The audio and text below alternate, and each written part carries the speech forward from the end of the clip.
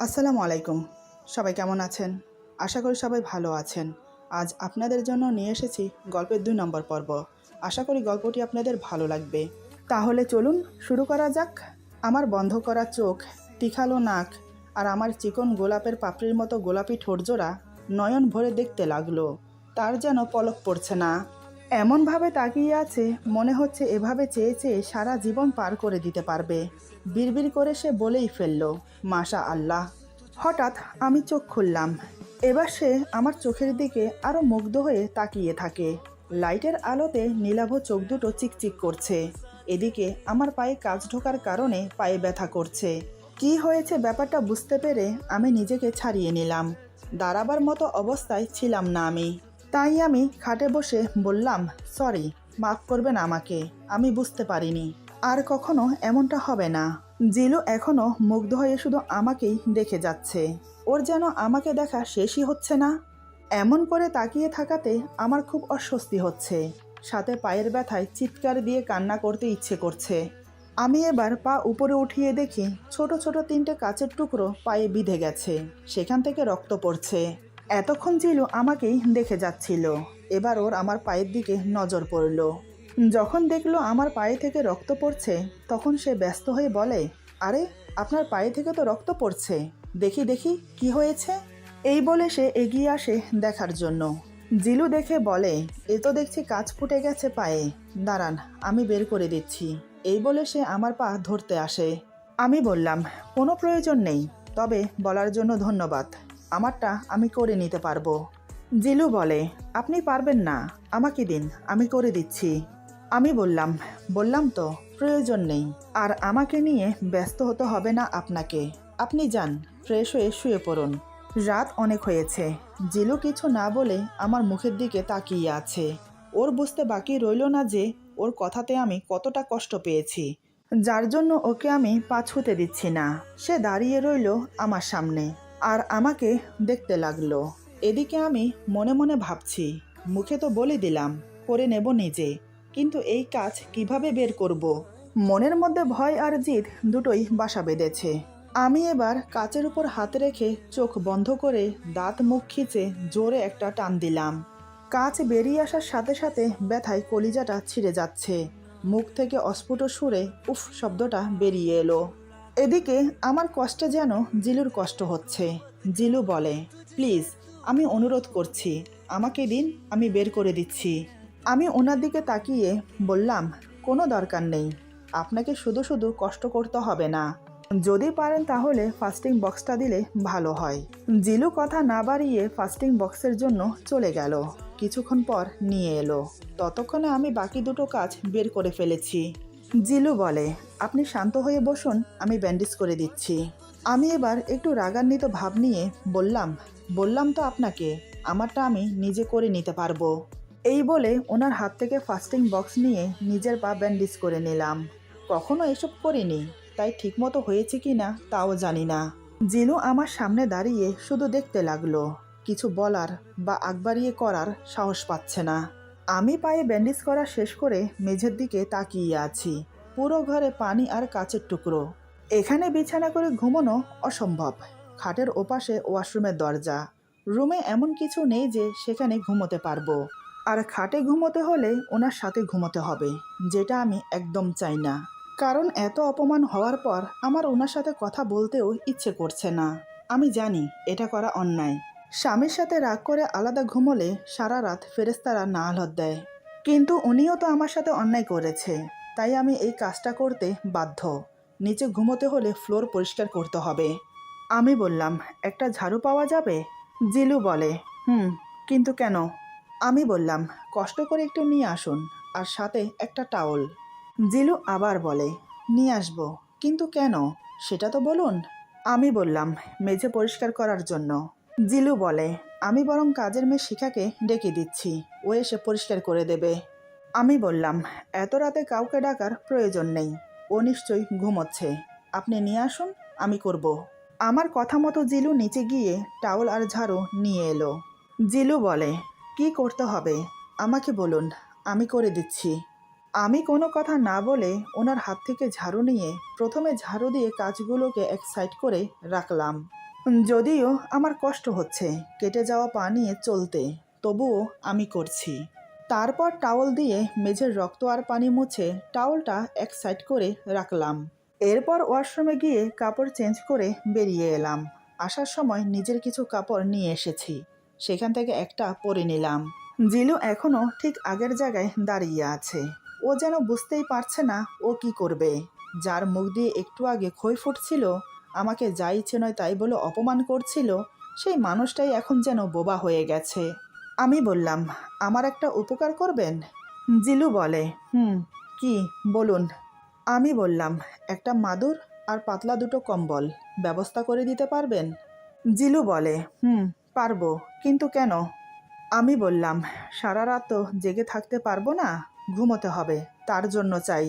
আমি তো ঠিক এখানে কোনো কিছু জানি না, কোথায় কি আছে, তাই আর কি আপনাকে বলছি। জিলু বলে, তার প্রয়োজন নেই, আপনি খাটে ঘুমোতে পারেন। আমি বললাম, তাহলে আপনি? জিলু বলে, কোথায় আবার, আমিও খাটে ঘুমোবো। আমি বললাম, আমাকে মাফ করবেন, আমি আপনার সাথে এক খাটে ঘুমোতে পারবো না, দয়া করে আমাকে একটা মাদুর এনে দিন, তাতেই চলবে। জিলু বলে, আমার ব্যবহারের জন্য আমি সরি বলছি, প্লিজ খাটে ঘুমান। আমি বললাম, গরু মেরে তার দক্ষিণা দিচ্ছেন? একটা কথা নিশ্চয়ই জানেন, গাছের গোড়া কেটে আগায় পানি ঢাললে সেই গাছ কখনো জীবিত হয় না, তাই শুধু শুধু ক্ষমা চেয়ে আমাকে ছোট করবেন না। দেখুন, রাত অনেক হয়েছে, আমি কথা বাড়াতে চাই না, দয়া করে আমাকে একটা মাদুর এনে দিন। জিলু কথা না বাড়িয়ে নিচে চলে গেল। বেশ কিছুক্ষণ পর খুঁজে খুঁজে কোত্থেকে যেন ছোট একটা মাদুর নিয়ে এলো। জিলু বলে, এটা তো ছোট, এটার ভেতর আপনি ঘুমোবেন কি করে? আমি বললাম, সেটা নিয়ে আপনাকে ভাবতে হবে না, আমাকে দুটো কম্বল দিন, তাতেই চলবে। জিলু বলে, কেন জিদ করছেন? আমি জানি আপনি আমার উপর রাগ করে নিচে ঘুমোচ্ছেন, বললাম তো সরি, আর কখনো আপনাকে এমন করে কথা বলবো না। আমি বললাম, কথাগুলো বলার আগে একবার ভাবা উচিত ছিল আপনার। আমি আপনাকে বারবার সাবধান করেছি, কিন্তু আপনি আমার কথা শোনেননি। মুখ দিয়ে যা এসেছে তাই বলেছেন আপনি আমাকে। আমার চরিত্র খারাপ, কোনো ছেলের সাথে ধরা খেয়েছি আমি, ক্যারেক্টার খারাপ, আমি ধূর্ত, আমি বাজে মেয়ে, তাই আমার বর আমাকে বিয়ে না করে বিয়ে ভেঙে দেয়। এমনকি আপনি আমার ফ্যামিলিকে পর্যন্ত ছাড়েননি। আচ্ছা, এমনও তো হতে পারে যে ওই লোকটির বাইরে কোনো এফআইআর আছে, তাই সে আমাকে বিয়ে করতে চায়নি, ফ্যামিলির জোরাজোরিতে আমাকে বিয়ে করতে চেয়েছে। এমনও তো হতে পারে হয়তো সে বিয়ের দিন তার গার্লফ্রেন্ডের সাথে পালিয়ে গেছে, সেটা তো কারো মাথায় আসেনি। বিয়ে কেন ভেঙে গেল তাই সব দোষ মেয়ের। মেয়ের চরিত্র খারাপ, ক্যারেক্টার খারাপ, তার ফ্যামিলি চালবাজ, ভণ্ড, প্রতারক, ধূর্ত, আরও কত কি শুনতে হয়। কেন বারবার মেয়েদের উপরেই আঙ্গুল ওঠে, ছেলেদের উপর কেন নয়? কারো বিষয়ে যাচাই না করে এভাবে বাজে মন্তব্য করা ঠিক না। আমি চুপ হতেই জিলু আমাকে অবাক করে দিয়ে আমার সামনে এসে হাত জোর করে বলে, আমি হাত জোর করে ক্ষমা চাইছি, আমার ভুল হয়েছে, এমন করে বলা একদম উচিত হয়নি আমার, প্লিজ ক্ষমা করে দিন। আমি বললাম, আচ্ছা আপনি বারবার ক্ষমা চাইছেন কেন? আপনার বলা সব কথা তো আমি মেনে নিয়েছি, আপনি আমাকে স্ত্রীর অধিকার দেবেন না, আমি কখনো সেটা চাইব না। আপনি 6 মাস পর আলাদা হয়ে যাবেন, সেটাও তো মেনে নিলাম, আর আপনাকে আমি ডিস্টার্বও করব না। আপনার পড়াশোনায় কোনো ক্ষতি হবে না আমার জন্য, আমি আপনার থেকে দূরত্ব বজায় রেখেই চলব। 6 মাসেরই তো ব্যাপার, ও দেখতে দেখতে কেটে যাবে। তবে আপনার কাছে অনুরোধ, মা যেন বুঝতে না পারে, তাহলে উনি খুব কষ্ট পাবেন। এখন আপনি আমাকে কম্বল দেবেন কি দেবেন না? আমি বেশ বুঝতে পারছি উনি আমাকে দেখার পর থেকেই আমার প্রতি দুর্বল হয়ে পড়েছে, তাই তো সে নিজের ভুল বুঝে বারবার ক্ষমা চাইছে। কিন্তু আজ ওনার কথাগুলো আমার হৃদয়টাকে ক্ষত বিক্ষত করে দিয়েছে। বাহিরের কেউ বললেও সেটা গায়ে সইত, কিন্তু নিজের স্বামীর মুখে এমন কথা শুনবো আশা করিনি। এদিকে জিলু মনে মনে ভাবছে, অনেক বড় ভুল করে ফেললাম আজ আমি। যদি একটিবার ওর মাথার ঘোমটা সরিয়ে ওকে দেখতাম, তাহলে হয়তো কিছুই হতো না। ওর নিষ্পাপ মুখটা দেখলেই তো বোঝা যায় ও কতটা পবিত্র, কতটা নিষ্পাপ। আর আমি কি করলাম? না জেনে না বুঝে কতগুলো বাজে কথা শোনালাম। কিভাবে ওর রাগ ভাঙাবো? কথাগুলো ভাবতে ভাবতে আলমারি থেকে দুটো কম্বল বের করে আমাকে দিল। আমি মাদুরা বিছিয়ে একটা কম্বল মাদুরার উপর বিছিয়ে অপর একটা গায়ে দেওয়ার জন্য রাখলাম, কারণ হালকা হালকা ঠান্ডা পড়ছে। আমি বললাম, একটা বালিশ হবে? জিলু খাটের উপর থেকে একটা বালিশ আমাকে দিল। আমি বালিশটা মাথার নিচে দিয়ে কম্বল গায়ে দিয়ে শুয়ে পড়লাম। জিলু দাঁড়িয়ে দাঁড়িয়ে আমাকে দেখতে লাগলো। জিলু যে আমাকে দেখার পর আর নিজের মাঝে নেই, সে যে হারিয়ে গেছে আমার মাঝে। আমাকে দেখার পর থেকে তার মনে ঝড় বইতে শুরু করেছে, ওলট পালট করে দিচ্ছে তার অবচেতন মনকে। তার যে এখন চিন্তা ভাবনা লোপ পেয়েছে। যে বয়সের পার্থক্যর জন্য সে আমাকে এতগুলো কথা শুনিয়েছে, আমাকে দেখার পর সেটাও ভুলতে বসেছে। কারণ আমার সৌন্দর্য তাকে এতটাই মুগ্ধ করেছে যে তার এখন যে কোনো প্রকারে আমাকে তার চাই। আসলে আমি তার থেকে 1.5 বছরের বড় হলেও আমাকে দেখে সেটা বোঝার উপায় নেই। আমাকে দেখলে মনে হবে এই তো সবে মাত্র 16-17তে পা দিয়েছে। বয়সের পার্থক্য বোঝাই যায় না। জিলু আমার দিকে তাকিয়ে মনে মনে ভাবে, ও তো আমার স্ত্রী, আমার সাথে রাগ করতেই পারে, তাই বলি কি আমার উচিত না ওর রাগ ভাঙানো? জিলু ধীরে ধীরে আমার কাছে এগিয়ে আসে। আসলে আমাকে দেখার পর আমাকে কাছে পাওয়ার জন্য ও এতটাই পাগল হয়ে আছে যে নিজেকে ধরে রাখতে পারছে না। জিলু আমার পাশে এসে দাঁড়িয়ে বলে, এই যে শুনছেন? আমি বললাম, বলুন। জিলু বলে, সরি বললাম তো, ক্ষমা করে দিন, আর কখনো এমন ভুল হবে না। আমি বললাম, শুনেছি, আর কিছু বলার আছে? জিলু বলে, না মানে বলছিলাম যে আপনি উপরে এসে ঘুমান না। আমি বললাম, আমি এখানে ঠিক আছি। জিলু নিজের লজ্জা ভুলে গিয়ে বেহাইয়ের মতো বলেই দিল, আপনাকে ছাড়া ঘুম আসছে না, আসুন না। ওর কথা শুনে আমি এবার ওর দিকে তাকিয়ে বললাম, আমি আজ এসেছি, আগে তো আমি ছিলাম না। তখন কিভাবে ঘুমিয়েছেন? তখন যেভাবে ঘুমিয়েছেন এখন ঠিক সেভাবে ঘুমান। এই বলে আবার চোখ বন্ধ করে শুয়ে রইলাম। কিন্তু জিলু নাছোড় বান্দা, সে এবার এমন কাণ্ড করলো যেটা আমি আশাই করিনি, ভাবতেই পারিনি এমন কিছু করবে। হঠাৎ সে আমাকে অবাক করে দিয়ে আমার পাশে শুয়ে পড়ল। শুধু তাই নয়, কম্বলের ভেতরে ঢুকে আমাকে পেছন থেকে জড়িয়ে ধরলো। আমি তো হতবাক হয়ে গেলাম। আমাকে কিছু বলার সুযোগ না দিয়ে সে হঠাৎ আমাকে জড়িয়ে ধরা অবস্থায় আমাকে আরও অবাক করে দিয়ে পিঠে চুমো খেলো। এরপর আমার ঘাড়ে মুখ গুজে দিয়ে নাক ঘেঁষতে লাগলো। আমি তো ভাবতেই পারিনি ও আমার সাথে এমন করবে। নিজেকে স্বাভাবিক করতে কিছুটা সময় লাগলো। এবার আমি নিজেকে এক ঝটকায় ছাড়িয়ে নিয়ে উঠে বসলাম। রাগে অপমানে নিজের চুল ছিঁড়ে ফেলতে ইচ্ছে করছে। উনি যে হঠাৎ এমন করবে আমার সাথে আমি তো ভাবতেই পারিনি। আমি এবার রাগে ফেটে পড়লাম ওনার ওপর। আমি চেঁচিয়ে বললাম, কি করছেন এসব? ছি, আমি এটা অন্তত আপনার থেকে আশা করিনি। আপনি এতটা নোংরা মনের মানুষ? কি ভাবেন আপনি আমাকে? আপনি এসে এভাবে টাচ করলে আমি আপনার ডাকে সায় দেব? আমি ওই ধরনের মেয়ে না। জিলু উঠে বসে বলে, আগে আপনি আমার কথা শুনুন প্লিজ। আমি বললাম, আমাকে একটা কথা বলুন তো, আপনি কি এখন আমাকে এ রুমে ঘুমোতে দেবেন কি দেবেন না? বাড়তি কথা না বলে ব্যাস হ্যাঁতে বা নাতে বলুন। জিলু বলে, দেব, তবে আমার সাথে খাটে আসুন। আমি বললাম, আমি এখানেই ঘুমাবো, তাও আবার প্রতিদিন। আর আপনি যদি আমাকে ডিস্টার্ব করেছেন তাহলে আমি অন্য রুমে গিয়ে ঘুমাবো। এখন দয়া করে এখান থেকে যান। জিলু বলে, তবে আপনাকে একটা কথা বলি, এমনও একদিন আসবে যেদিন আপনি আমার বুকে মাথা রেখে আমার জন্য কান্না করবেন, কথাটা মিলিয়ে নেবেন। আমি বললাম, স্বপ্ন দেখা ভালো, যান ঘুমিয়ে ঘুমিয়ে স্বপ্ন দেখুন। জিলু বিছানা থেকে উঠে চলে গেল উপরে ঘুমোতে। এক দেখাতেই যে ও আমাকে পাগলের মতো ভালোবেসে ফেলেছে এটা ওর হাবভাব দেখেই বোঝা যাচ্ছে। কিন্তু আমি নিরুপায়। ওর দেওয়া আঘাত আমাকে কুরে কুরে খাচ্ছে। আমিও চোখ বন্ধ করে ঘুমানোর চেষ্টা করলাম। বেশ কিছুক্ষণ পর চিন্তা ভাবনা করতে করতে ঘুমিয়ে পড়লাম। জিলু কখন ঘুমিয়েছে বলতে পারি না। ভোরের দিকে ঘুম থেকে উঠে অজু করে নামাজ পড়ে নিলাম। তারপর আরও কিছুক্ষণ শুয়ে রইলাম। ভোরের আলো ফুটতেই আমি শোয়া থেকে উঠে বিছানাপত্র গুছিয়ে ফ্রেশ হয়ে নিলাম। সকাল 8টা বাজে। শাশুড়ি মা আমাদের ডাকতে এলো। আমি গিয়ে দরজা খুলে দিলাম। মা ঘরে না ঢুকে দরজার কাছে দাঁড়িয়ে বলে, ঘুম থেকে উঠে গেছিস মা? আমি বললাম, জি। মা বলে, জিলু কি এখনো পড়ে পড়ে ঘুমোচ্ছে? আমি বললাম, হুম।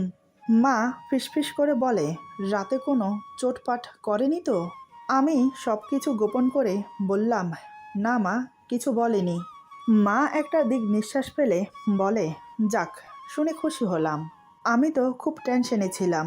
আচ্ছা, তুই রেস্ট কর, আমি তোর নাস্তা উপরে পাঠিয়ে দিচ্ছি। আমি বললাম, এখন খেতে ইচ্ছে করছে না, পরে। মা আমার মাথায় হাত বুলিয়ে বলে, ঠিক আছে, যা রেস্ট কর। এই বলে মা চলে গেল। আমি আবার দরজা বন্ধ করে রুমে এসে জানালার পাশে একটা চেয়ার নিয়ে বসলাম। এই জানালা থেকে বাহিরের পেছনের দিক দেখা যায়। উকি মেরে আশপাশ দেখে বোঝাই যাচ্ছে অনেক বড় বাড়ি। নানান রকমের ফলের গাছও লাগানো আছে। মাঝখানে অনেকটা জায়গা জুড়ে ফুলের বাগান। দেখে মনে হচ্ছে খুব যত্ন নেওয়া হয়। বাহিরে থেকে হালকা হাওয়া আসছে। সকালের এই ঠান্ডা ঠান্ডা হাওয়া শরীর মন সব জুড়িয়ে যায়। মনের মধ্যে নানান প্রশ্ন ঘুরপাক খাচ্ছে। কাল রাতে যা ঘটল তা নিয়ে ভাবতে লাগলাম। উনি যে আমার সৌন্দর্যের প্রেমে পড়েছে সেটা আমি বেশ ভালোই বুঝতে পারছি, কিন্তু উনি আমার নয়, আমার সৌন্দর্যের প্রেমে পড়েছে। মোহ, এটা হচ্ছে 2 দিনের মোহ। 2 দিন পরেই কেটে যাবে। তখন আবার সেই অপমান লাঞ্ছনা সহ করতে হবে। উনি যদি সত্যিই আমার প্রেমে পড়তো তাহলে এমন খারাপ আচরণ আমার সাথে করতো না। পাশে বসিয়ে বুঝিয়ে বলতো, একটু সময় লাগবে আমার তোমার সাথে মানিয়ে নিতে। কিন্তু না, উনি এমনটা করেননি। গতকালকেও ঠিক এ সময় আমি অন্য আরেকজনকে নিয়ে আশায় বুকে বাসা বেঁধেছি। কিন্তু ভাগ্যের ফেরে যাকে নিয়ে এত জল্পনা কল্পনা করলাম তার বদলে অন্য আরেকজনকে বিয়ে করতে হলো। প্রথমে মনে যাকে ঠাঁই দিয়েছি তাকে সরিয়ে অন্য আরেকজনকে জায়গা দেওয়া অতটাও সহজ নয়। কিন্তু পরিবারের কথা ভেবে আর নিজেকে কলঙ্কের হাত থেকে বাঁচাতে সেটা করতে বাধ্য হলাম। কোথায় আমি ওনার কাছে সময় চাইব সব কিছু গুছিয়ে নিতে, উল্টো উনি আমাকে অবাক করে দিয়ে আমার কাছ থেকে ডিভোর্স চেয়ে বসলো। বিয়ে হয়েছে 5 ঘন্টাও পার হলো না। এরই মধ্যে বাসর ঘরে যদি নিজের স্বামী ডিভোর্সের কথা বলে, তখন একটা মেয়ের মনের মধ্যে কি চলে সেটা পৃথিবীর কেউ বলতে পারে না। আরও তো যা নয় তাই বলে অপমান করলো, এমনকি আমার ফ্যামিলিকে পর্যন্ত ছাড়লো না। তাহলে আমার কি করা উচিত? এত কিছুর পরেও কি স্বামীর সাথে ভালোভাবে সংসার করা উচিত? কিন্তু হাদিসে উল্লেখ আছে, এমনকি আমাদের প্রিয় নবী হজরত মুহাম্মদ সাল্লাল্লাহু আলাইহি সাল্লাম বলেছেন, স্বামী যদি রেগে থাকে তাহলে রাতে ঘুমানোর আগে স্বামীর রাগ ভাঙিয়ে তারপর ঘুমোবে। যদি স্বামী রাগান্বিত অবস্থায় স্বামী স্ত্রী দুজন শুয়ে পড়ে তাহলে শয়তান তাদের মাঝখানে জায়গা করে নেয়। সারা রাত শয়তান তাদের মাঝখানে অবস্থান করে, এমনকি দুজনের মধ্যে দূরত্ব বাড়ায়। কিন্তু তারপরেও আমার কিছু করার নেই। উনি তো আমাকে নয়, আমার সৌন্দর্যের প্রেমে পড়েছে। এমনকি যে জায়গায় আলাদা হয়ে যাওয়ার কথা উঠেছে সেখানে কিভাবে কি ঠিক করব? কথাগুলো মনে মনে ভাবতে ভাবতে আমার চোখ গেল খাটে শুয়ে থাকা ওনার দিকে। আমার দিকে ফিরে শুয়ে আছে। সত্যি বলতে কালকে রাত্রে এত কিছুর মাঝেও আমি ভালো করে ওনার মুখ দেখতে পাইনি। তাই এখন ওনাকে মনোযোগ দিয়ে দেখতে লাগলাম। সত্যি উনি দেখতে খুবই সুন্দর। ওনার শরীরের গঠন আর ওনাকে দেখে মনেই হচ্ছে না উনি আমার বয়সে ছোট। যত সম্ভব প্রতিদিন যোগ ব্যায়াম করে, তাই শরীরের গঠন খুবই আকর্ষণীয়। বেশ কিছুক্ষণ তাকিয়ে থেকে চোখ নামিয়ে নিলাম। জোরে একটা দীর্ঘ নিঃশ্বাস ফেলে মনে মনে বললাম,